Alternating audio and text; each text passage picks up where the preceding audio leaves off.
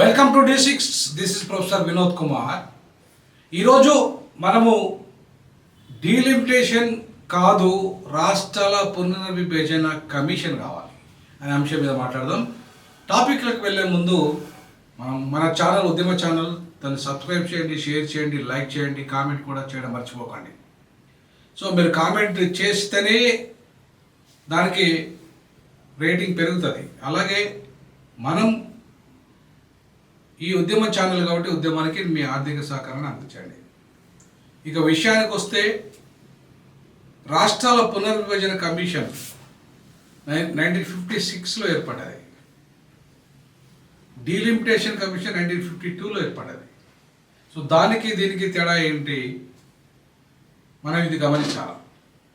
56లో linguistic states ఏర్పడ్డాయి. So ఏదైతే భాషా పునాదిగా రాష్ట్రాల విభజన జరిగింది. సో ఉత్తర భారతదేశం అయితే ఈశాన్య రాష్ట్రాలు ప్రధానంగా ట్రైబల్ భాషలు ఎక్కువ ఉంటాయి కాబట్టి చిన్న చిన్న రాష్ట్రాలుగా ఏర్పడ్డాయి. సో అది కరెక్ట్ కాదు. ఇప్పుడు డీలిమిటేషన్ అనే దాన్ని ఓన్లీ నియోజకవర్గాల పునర్విభజన, కానీ రాష్ట్రాల పునర్విభజన జరగాలి. ఇప్పుడు ఓన్లీ నియోజకవర్గాలు జరుగుతూ సరిపోదు. ఎందుకంటే ఈ నియోజకవర్గాలు రాష్ట్ర జనాభా ఆధారంగా జరుగుతాయి. సో రాష్ట్ర జనాభా ఎక్కువ ఉంటే ఎక్కువ సీట్లు వస్తాయి, తక్కువ ఉంటే తక్కువ సీట్లు వస్తాయి. సో కాబట్టి ఇప్పటిదాకా తప్పు ఏం జరుగుతుందంటే, మనం డీలిమిటేషన్ మీదనే మాట్లాడుతున్నాము, రాష్ట్రాల పునర్విభజన మీద మాట్లాడతలేము. నా డిమాండ్ ఏంటంటే, రాష్ట్రాల పునర్విభజన కమిషన్ ఏర్పాటు కావాలి. మొదటిసారిగా 56లో వచ్చింది. 56లో వచ్చినప్పుడు ప్రతిపాదనలు 3 కోట్ల జనాభా ఒక రాష్ట్రంగా ఉండాలని అంబేద్కర్ ప్రతిపాదించాడు. కానీ జరగలేదు. అంబేద్కర్ ప్రతిపాదన కాలేదు.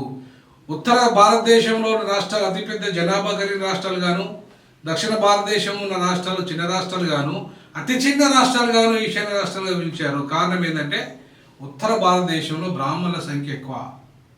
ప్రధానంగా ఉత్తరప్రదేశ్లో బ్రాహ్మణుల సంఖ్య అత్యధికము. కాబట్టి ఇవాళ వాళ్ళ యొక్క ఆధిపత్యము దేశంలో ఉండాలంటే సమాన ప్రాతిపదికన, జనాభా సమాన ప్రాతిపదికన రాష్ట్రాలు ఉంటే అది సాధ్యం కాదు. ఎందుకంటే 3% జనాభా ఉన్న బ్రాహ్మణులు మొత్తం ఓవరాల్గా ఉత్తరప్రదేశ్కి వచ్చేసరికి 16% ఉన్నారు. సో ఇవాళ మొత్తం వాళ్ళ ఆధిపత్యం దేశంలో నడవాలంటే ఉత్తరప్రదేశ్ వాళ్ళ చేతుల్లో ఉండాలి, వాళ్ళ కంట్రోల్లో ఉండాలి. అది బీజేపీ అయినా, అది కాంగ్రెస్ అయినా, ఉత్తరాది పార్టీలే. కాబట్టి ఈ ఉత్తరాది పార్టీల ఆధిపత్యం ఈ దేశంలో పర్మనెంట్గా ఉండాలంటే వాళ్ళు హైందవ సిద్ధాంత పునాదిగా బీజేపీ ఏర్పడితే, సెక్యులర్ సిద్ధాంత పునాదిగా కాంగ్రెస్ ఏర్పడదు. బట్ ఈ రెండు ఉత్తరాది బ్రాహ్మణాధిపత్య పార్టీలే. అందులో ఉత్తరప్రదేశ్ కేంద్రంగా ఉత్తరాది ఆధిపత్యాన్ని కొనసాగిస్తున్న పార్టీలే. కాబట్టి ఆంధ్రప్రదేశ్ను విభజించిన వీళ్ళు ఉత్తరప్రదేశ్ను మాత్రం విభజించలేదు. కుమారి మాయావతి 4 రాష్ట్రాలుగా విభజించాలి అని చెప్పి అసెంబ్లీ తీర్మానం చేసినప్పటికీ విభజించని ఈ కాంగ్రెస్ అండ్ బీజేపీ కేవలము 2014లో ఈ ఆంధ్రప్రదేశ్ మాత్రం విభజించింది.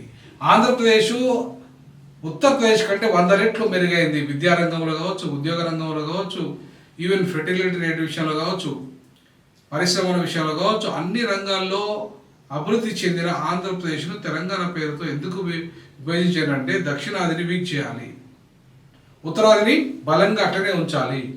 సో ఉత్తరాది బలంగా ఉండడం వల్ల దక్షిణాది వీక్ అయిపోతుంది. ఈశాన్య రాష్ట్రాలు అయితే ఇప్పుడు అస్తిత్వమే లేదు. వాటికి ఒక మాట చెప్పాలంటే అసలు వాటి గురించి మాట్లాడే ప్రస్తావనే లేదు దేశంలో. రేపు ఆ పరిస్థితి డీలిమిటేషన్ తర్వాత దక్షిణాది కూడా రాబోతుంది. కేవలము యూపీ, బీహార్, మధ్యప్రదేశ్ ఈ 3 రాష్ట్రాల్లో ఎవరు గెలిస్తే వాళ్ళే అధికారంలోకి వస్తారు, ఎవరు ఎక్కువ సీట్లు వస్తే వాళ్ళే అధికారంలోకి వస్తారు. సో అందుకే డీలిమిటేషన్ కాదు పరిష్కార మార్గము. డీలిమిటేషన్ ఆపడము పరిష్కార మార్గం కూడా కాదు. వాయిదా వేయడం పరిష్కార మార్గం కూడా కాదు. మొత్తంగా 5 కోట్ల జనాభాతో ఒక రాష్ట్రం ఏర్పాటు కావాలి. ప్రతి రాష్ట్రం కూడా 5 కోట్ల జనాభా ఉంటే ఎంపీల సంఖ్య సమానంగా ఉంటుంది, రాజ్యసభ సభ్యుల సంఖ్య సమానంగా ఉంటుంది. కేంద్ర పాలిత ప్రాంతం అనేదాన్ని కూడా ఇవాళ అక్కడ కూడా సీట్లు పెంచితే పెంచవచ్చు, లేకపోతే లేదు. ఎందుకంటే కేంద్రపాలిత ప్రాంతం అనేది అది కంట్రోల్ బైది ముఖ్యమంత్రి కాదు కాబట్టి. సో కేంద్రపాలిత ప్రాంతం ఏదైతే ఉంటుందో అది గవర్నర్ జనరల్ ఉంటాడు కాబట్టి దానికి, సో ఆయన పరిపాలిస్తాడు కాబట్టి ఆయనకి డైరెక్ట్గా కేంద్రం ఆధీనంలో ఉంటుంది కాబట్టి ఆ ప్రాంతానికి ఎలక్షన్తో సంబంధం లేదు కాబట్టి ఎలక్షన్తో ముడిపడి ఉన్న ప్రాంతాలు ఏవైతే ఉన్నాయో రాష్ట్రాలుగా ఇప్పటిదాకా ఏర్పడ్డ రాష్ట్రాలు ఇది సగం 28 ఉన్నాయి, 29 ఉన్నాయి, కనీసం వీటిని 60 చేయాలి. సో 60 అన్నా చేయాలి, సగం అన్న కనీసం సగం పెంచాలి ఇంకా. సో సగం కంటే ఎక్కువ పెంచగలిగితేనే ఇవాళ మన దేశ జనాభా 145 కోట్లు అనుకుంటే 100 కోట్లలో 50, 40 కోట్ల 20 అంటే 60, 70. సో అట్లీస్ట్ ఒక 70 రాష్ట్రాలన్నా ఇవాళ విభజన జరిగితే 70 రాష్ట్రాలు కనుక 5 కోట్ల జనాభాతో ఒక రాష్ట్రం ఏర్పాటు కాగలిగితే ఖచ్చితంగా ఈ సమస్య డీలిమిటేషన్ సమస్య రాదు. అంతేకాకుండా ఒక భాష ఆధిపత్య రాష్ట్రంగా ఒక పెద్ద రాష్ట్రం ఉత్తరప్రదేశ్ ఉండదు. ఇప్పుడు ఉత్తరప్రదేశ్ 5 రాష్ట్రాలు అయిపోతుంది 5 కోట్ల జనాభాతో. అయితే 25 కోట్ల జనాభా ఇప్పుడు అక్కడ ఉంది. సో అట్లా దేశంలో ఒక ప్రాంతం ఆధిపత్యము, ఒక భాష ఆధిపత్యము, ఒక మత ఆధిపత్యం ఉండదు. ఇప్పుడు అదే జరుగుతుంది. జమిలీ ఎన్నికల నినాదం వెనుక ఉన్న రహస్యం అదే. జమిలీ ఎన్నికలు అంటేనే ఇవాళ ఆ ఉత్తరాది ఆధిపత్యము, ఉత్తరాది భాషాధిపత్యము, మతాధిపత్యము, ఉత్తరాది ప్రాంతాధిపత్యము ఇవాళ వాటిని కొనసాగించడానికి శాశ్వతంగా బానిసలుగా దక్షిణాది వాళ్ళు ఉత్తరాది వాళ్ళ దగ్గర ఉండడానికి పన్నిన కుట్రనే జమిలీ ఎన్నికలు. ఈ జమిలీ ఎన్నికలతో బాగుపడేది ఉత్తరాది వాళ్ళే కాబట్టి వాళ్ళకు అనుకూలమైన యాక్ట్ తెచ్చుకున్నారు. మహిళా రిజర్వేషన్ల వల్ల కూడా బాగుపడేది వాళ్ళే. ఇవాళ ఓబీసీలకు, ఎస్సీ ఎస్టీలకు మహిళల్లో సబ్ డివిజన్ చేయకపోవడం వల్ల పెద్దగా ఒరిగేది ఏమి లేదు. అది మళ్ళీ అగ్రవర్ణాలకి ఉపయోగపడుతుంది. అగ్రవర్ణ మహిళలే దాంట్లో ఎంపీలుగా, ఎమ్మెల్యేలుగా గెలుస్తారు.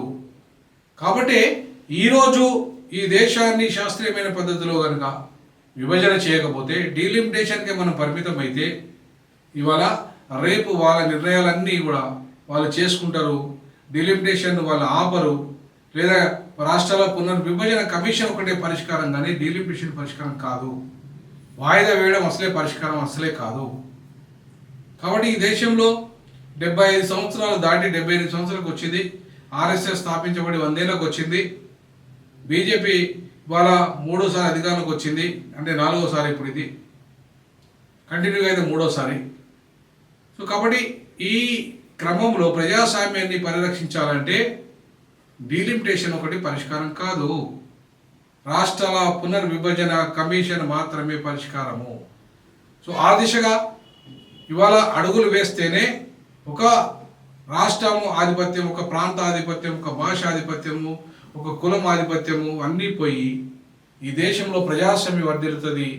అన్ని రాష్ట్రాలకు సమాన ప్రాతినిధ్యం ఉంటుంది. అది ఎంపీల సంఖ్య కావచ్చు, ఎమ్మెల్యేల సంఖ్య కావచ్చు. దాంతో రాష్ట్రాల అభివృద్ధి జరుగుతుంది. అట్లాగే కేంద్రంలో భాగస్వామ్యం వస్తుంది.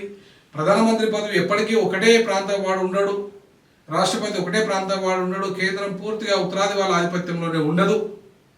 సో ఈ ఉత్తరాది ఆధిపత్యము పూర్తిగా ఈ దేశంలో తగ్గాలంటే డీలిమిటేషన్ పరిష్కారం కాదు, రాష్ట్రాల విభజన కమిషన్ ఏర్పాటు చేయడమే పరిష్కారము.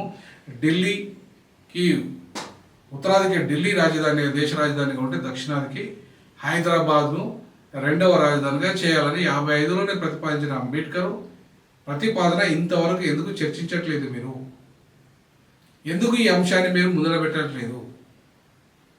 కాబట్టి ఇవాళ అంటే మీకు ఈ ప్రాంతాన్ని, ఈ ప్రాంత అస్తిత్వాన్ని, ఈ ప్రాంత ప్రజల యొక్క హక్కులని కాలరాసి పర్మనెంట్గా ఉత్తరాది ఆధిపత్యాన్ని దేశంలో నిర్మించడమే మీ లక్ష్యంగా కనపడుతుంది. బీజేపీకి లక్ష్యం, ఎన్డీఏ లక్ష్యం.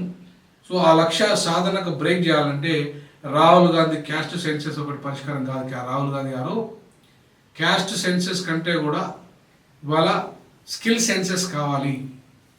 ఆ కుల జనాభా వస్తుంది, ఏం లాభం వచ్చి స్కిల్ లేకుండా, అవకాశాలు లేకుండా, ఉద్యోగాలు లేకుండా మీరు మళ్ళీ దాంతో రాజకీయాలు చేయాలనుకుంటారు. కాబట్టి ఇవాళ మనకు కావాల్సింది పర్మనెంట్ పరిష్కారం సమస్యలే తప్ప టెంపరీ సొల్యూషన్స్ కాదు. అగ్రవర్ణాల ఆధిపత్యం కోసం ఆడుతున్న రాజకీయ డ్రామా కావాలి. కాబట్టి ఇవాళ స్పష్టంగా D6 డీజాక్ భావిస్తుంది డీలిమిటేషన్ పరిష్కారం కాదు, రాష్ట్రాల విభజన కమిషనే ఈ దేశంలో ప్రజాస్వామ్య పరిరక్షణకు రాజ్యాంగం యొక్క మౌలిక లక్ష్యాల నెరవేర్చడానికి పరిష్కారం. మీరు కామెంట్స్ చేయండి, మీరు డీలిమిటేషనా రాష్ట్రాల పునర్విభజన కమిషనా, ఏది ఈ దేశ సమస్యల పరిష్కారం? ప్రధానంగా ఎంపీల సంఖ్య ఎమ్మెల్యే సంఖ్యల విషయంలో వస్తాయి, అట్లాగే బడ్జెట్ విషయంలోకి వస్తాయి, ఏది పరిష్కారం అనే అంశం మీద విస్తృతంగా కామెంట్ చేయండి. జై భీమ్, జై పూలే, జై పెరియార్.